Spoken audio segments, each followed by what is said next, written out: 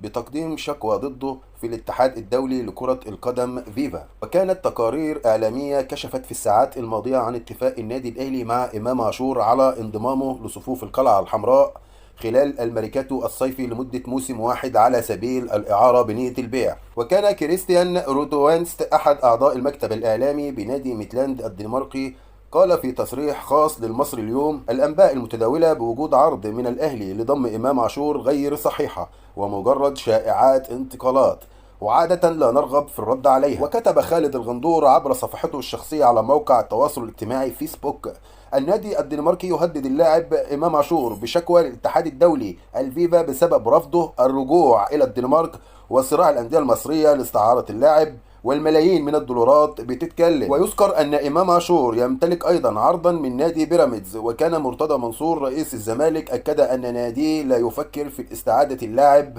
مرة أخرى. كما أنه يوجد أنباء من داخل النادي الأهلي بأن النادي الأهلي لا يفاوض إمام عاشور جملة وتفصيلا، ولا يوجد أي نية من مارسيل كولر المدير الفني للنادي الأهلي بالتعاقد مع إمام عاشور. كان معكم محمد حسن، وفي النهاية شكرا لكم والسلام عليكم وكل عام وأنتم بخير.